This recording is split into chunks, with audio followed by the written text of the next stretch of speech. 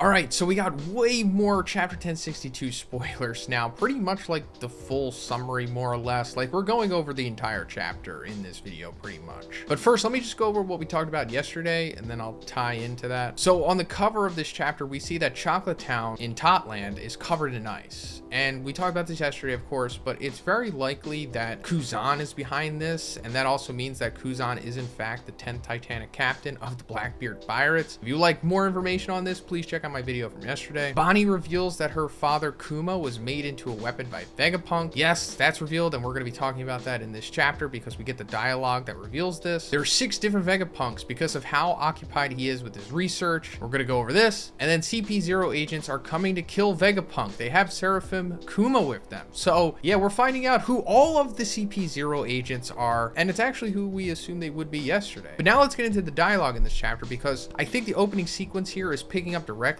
off of the previous chapter where we saw the portion of the Straw Hats getting introduced to the number 2 version of Vega Punk. So Robin's saying, wait, I've never heard anything about Vega Punk being female. The span of their career doesn't match their apparent age. This is like literally what we were saying like as this was happening. And then Vega Punk 2 says, that's obvious. I'm clearly not Stella, written as real body, pronounced as Stella for some reason. I'm Punk 2. Vega Punk Lilith, written as evil, pronounced as Lilith. We're always tight on money here. Give me your valuables. I'll be done with you. And then Nami says, what are you saying? Such a ridiculous cold sea. If you're going to scoop us out, at least rescue us properly. And then Vegapunk 2 says, I said I didn't rescue you. And then going forward, Addended Mushi is apparently saying this, that Pirate Hunter Zoro, with a 1,111,000,000 bounty, the reason he's so calm is because at that distance, he could kill you in an instant. It's the same for the Devil Child, Nico Robin behind him. But what could they do against this amount of sea beast weapon? And then Vegapunk 2, aka Lilith, says, are those goofishly acting idiots actually a decoy? I let my guard down. And then Zoro says, hey Vegapunk, I've got a request. You okay with that? And then Vegapunk 2 says, strong people like him, Zoro, know who they should defeat first. In this case, Vegapunk Evil/Lilith is the target of Zoro. And then Zoro says, you need to fulfill our request, don't you mind? Now, I don't know what the request is. I think this is being left out of this summary here, but I assume it has something to do with helping the crew more or less. But also going back to what it said in yesterday's spoilers about how there's 6 different Vegapunk android things. Well, apparently all the names of them are revealed here. So Punk 6 is York, which represents greed. Number 5 is Atlas, which represents violence. Number 4 is Pythagoras, which represents wisdom. 3 is Edison, thought and emotion. 2 is Lilith, evil, maliciousness. And 1 is Shaka, which is justice and kindness. And we're going to get introduced to another one of them in this chapter because we're coming to the Jinbei, Bonnie, and Luffy side of things. And Luffy's like, I passed right through it. It's right there, but I can't grab it. And Chopper's like, I'm way too hungry. And Luffy says, it can't be that we died without realizing it, right? And then Jinbei says, there's no way we've got ghost bodies. That parfait must be a hologram. It's the first time I've seen one. And Luffy's like, what the heck is this? I'll never forgive this. So apparently they're like interacting with other stuff on the island here, and it's like holograms of like food and stuff maybe. Then apparently they run into Punk 6, which as we just went over is York, which represents greed. But in this summary, it's saying that it's actually Punk 5, even though the image is saying 6, but we'll just have to go with it for now. And also this Punk looks like a child version of Yuta for some reason. I don't know if it literally is based off of Yuta, because it's really debatable how canonical Yuta actually is. Yuta, the character from the new One Piece film Red movie. But Jinbei's like, so what are you exactly? And Punk 6 says, I was hired as the humble genius scientist, Dr. Vegapunk. And then everybody's like, huh? And then Bonnie's thinking, liar.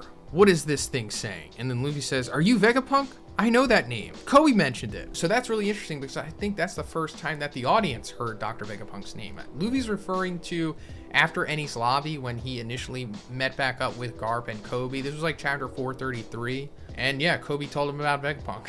And he remembered since then, which was like over 2 years ago at this point. Now, I guess we're going a little forward into the chapter, and Bonnie's revealing that she has been to Egghead Island before. And Luffy's like, you've been here before? And Bonnie says, when I was a kid. It was still a normal lab back then. My father was made into a cyborg by Vegapunk's hands. And Luffy's like, that's so cool. And Bonnie says, by now, he has lost all of his sense of self as a human. He doesn't even know who he is. He's been made into nothing more than a living weapon. Jinbei's like, that's a real pleasant story you told. Bonnie says, yeah, I can't stand for it. And Luffy says, sorry, Boogie. And Bonnie says, it's Bonnie. And Luffy's like, oh, Bonnie. So yeah, we talked about this yesterday. The big reveal that Bonnie is Kuma's daughter. And if you would like more insight into that, please check out my video from yesterday. But now we're finally getting into the CP0 side of things, because it was revealed yesterday that CP0 is coming to Egghead Island to take out Dr. Vegapunk. And we were wondering, like, okay, so who are the CP0 agents going and why are they taking out Vegapunk? And we're seemingly finding out the reason here. Because the agents coming here are Lucci, Kaku, and Stussy. And apparently they also have like a Kuma Seraphim with them. And the Kuma Seraphim has no Devil Fruit power, which apparently means that Seraphs can't copy Kuma's Devil Fruit, or maybe just Devil Fruits in general, possibly. But we're going into CP0's dialogue here, where Lucci's saying, so what are we supposed to do? And Kaku says, listen, Lucci, Vegapunk isn't one person, but he's too genius that he doesn't have time.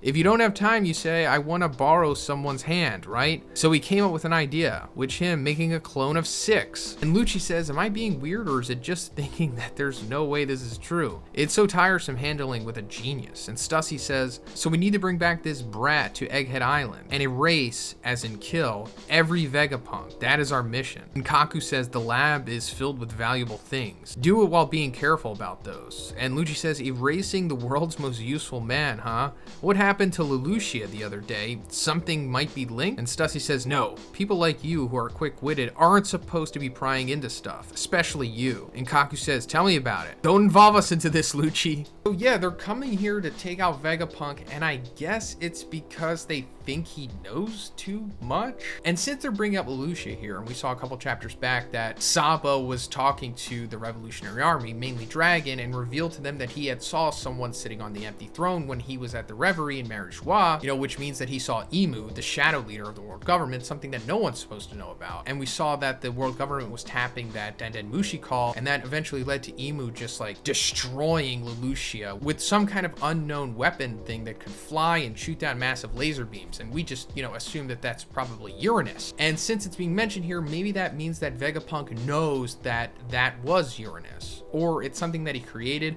I think it was more so just that Vegapunk knows that that's Uranus, and maybe he reverse engineered it possibly, or something like that. We also talked about that last week, about how Vegapunk probably came across like alien technology somehow. Maybe he discovered Uranus, I don't know, but they might be killing him here because he knows that Uranus was used to kill Lelouchia Kingdom, possibly. And also he already made the Seraphim, so maybe they figured like, okay, he's done everything he needs to do for us, we can just take him out. Even though they're mentioning here that he's such a valuable man, so it's kind of counterintuitive, but I guess it has to do with Lelouchia. And I also like how worried they are just simply talking about it, because they know like, hey, don't pry into that stuff, because even we will just get, snuffed out for that. But yeah, that's pretty much it for the chapter here. This is like super exciting. I'm really looking forward to where this is going, especially now that Lucci, Stussy, and Kaku are back. And I'm guessing they're going to be like the main antagonists of this arc, because I don't think Vegapunk is going to be, right? Maybe he'll be like some kind of neutral middle ground. But man, I'm just so excited. And let me know what you think about all this in the comments. And if you liked the video, guys, please give it a like, and please subscribe if you haven't already. Have a great day, and I'll see you in the next one.